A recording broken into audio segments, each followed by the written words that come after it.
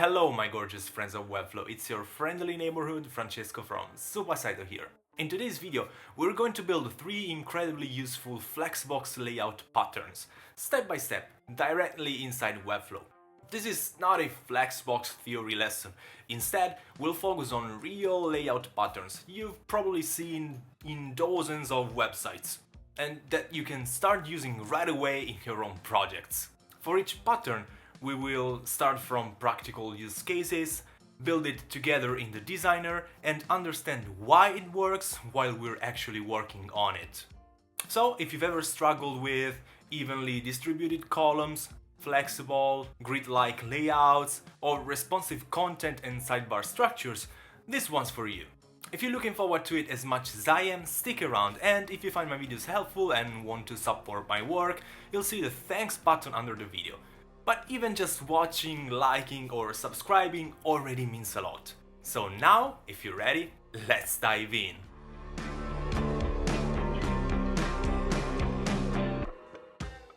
The first pattern we build and analyze is called even columns.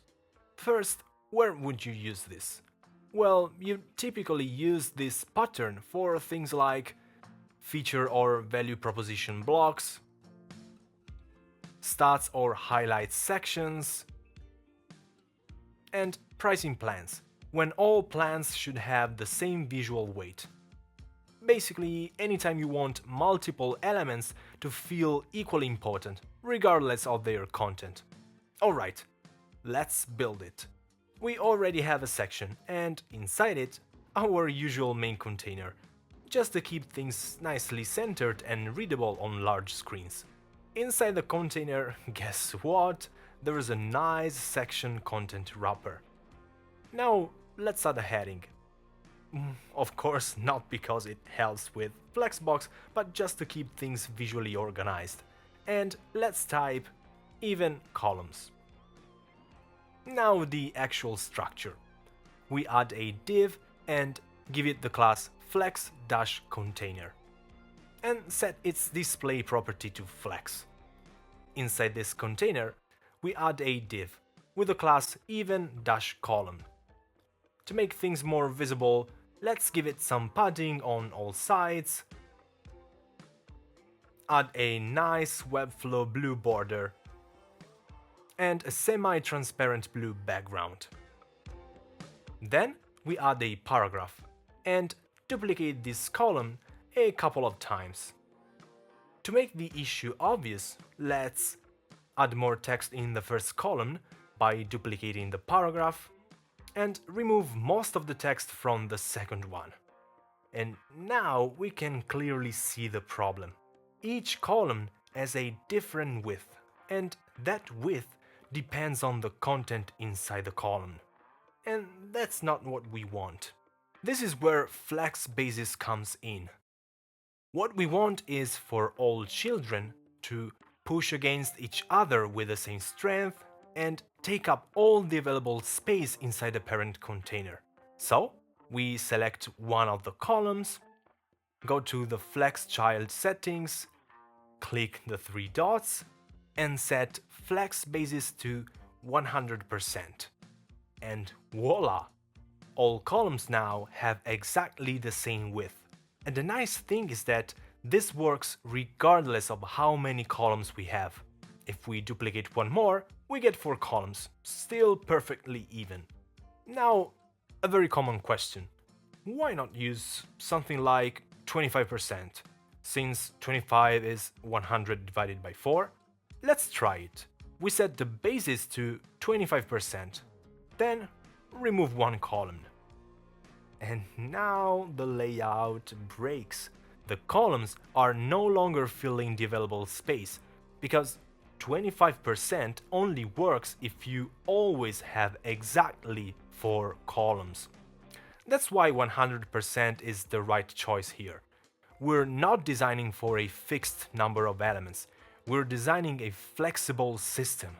One last thing, if we shrink the viewport around tablet or landscape sizes, some columns may become too narrow and even start overflowing. The fix is simple. we select the Flex container and enable wrap on either the tablet or the landscape breakpoint. Now, when there's not enough horizontal space, the columns naturally wrap to the next line, and just like that, the layout becomes much more robust and responsive. Alright, that's our even columns pattern. Now, let's move on. The second pattern is what we can call gridish layout. And where would you use this? Well, this pattern is great for blog cards or CMS collections, image or media galleries, testimonials or service cards with variable content length. Any situation where you want a layout that feels grid-like but stays fluid and adaptive. Inside the same section content wrapper, we add another heading and type the name of the pattern, gridish layout. Below it, we add a new div and reuse the same Flex container class. We just removed the wrap property we set earlier. Inside it, we add a div with the class gridish. And again, give it some padding, a blue border, and a semi-transparent blue background color for better visibility. Now we duplicate it until we have 4 children. The key idea here is that we want our children to grow.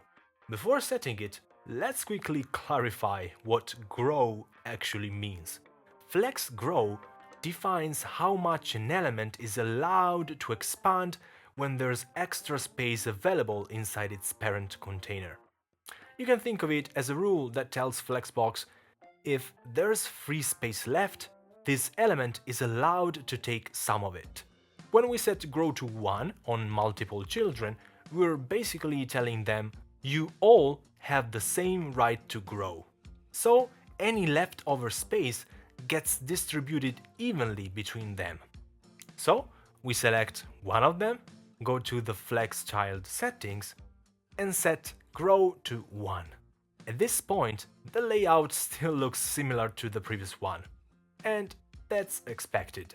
As we've just said, setting grow to 1 on all children means they all have the same right to grow, so the space inside the parent container is equally distributed among them. The real difference comes when we introduce flex bases. Let's start with percentages. We set flex bases to 50%, but nothing really happens yet. That's because we also need to enable wrap on the parent container. Once we do that, things start to make sense. Each element tries to take up half of the available width inside the parent container, so only 2 fit per row, and the others wrap to the next line. Now let's push this further. Instead of percentages, let's use REMs. For example, 13 REM. As long as there's enough space, all elements stay on the same row. But if we switch to preview mode and start shrinking the viewport, the elements wrap naturally, until on mobile they stack vertically. This is why with this pattern we can say that responsiveness comes almost for free. That said, this pattern isn't perfect in every situation. You might end up with, for example, 3 elements on one row and only 1 on the next. So it's not always visually ideal, but depending on the content, it's an incredibly flexible and lightweight solution. And now, let's move on to the last one. The third pattern can be called content and sidebar. Where would you use this?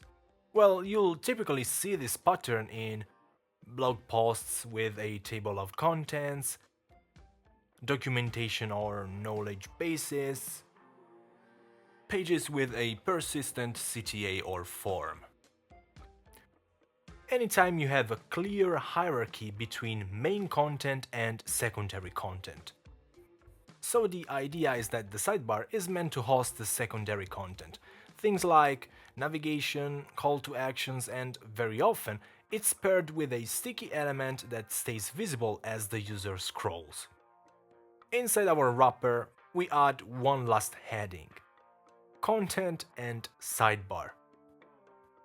Then we add a new flex container. Again, we just removed the wrap property we set earlier. Inside it, a div with class content and another div with class sidebar.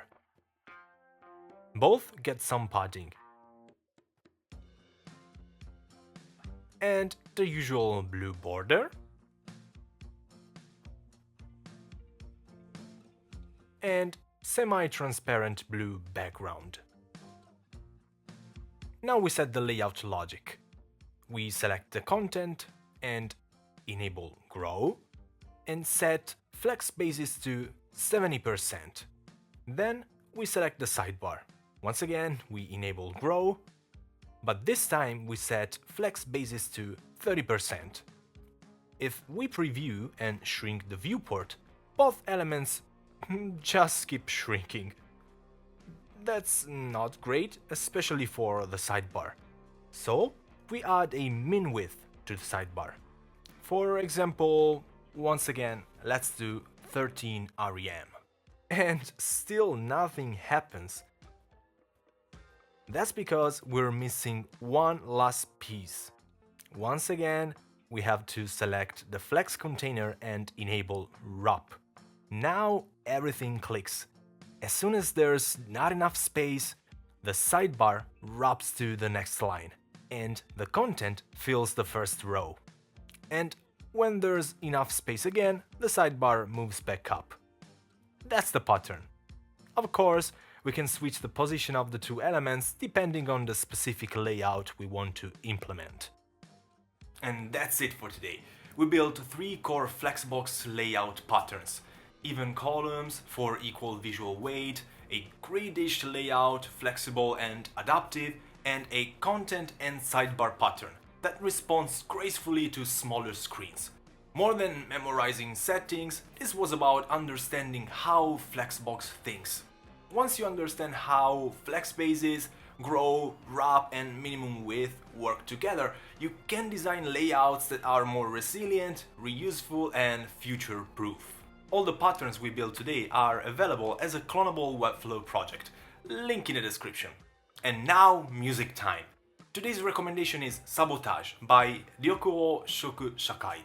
High energy, great rhythm, perfect for building or resetting your brain after a long Webflow session. If this video helped you, hit like, subscribe, and maybe even use the thanks button below. Thanks for watching and I'll see you in the next one. Mata ne!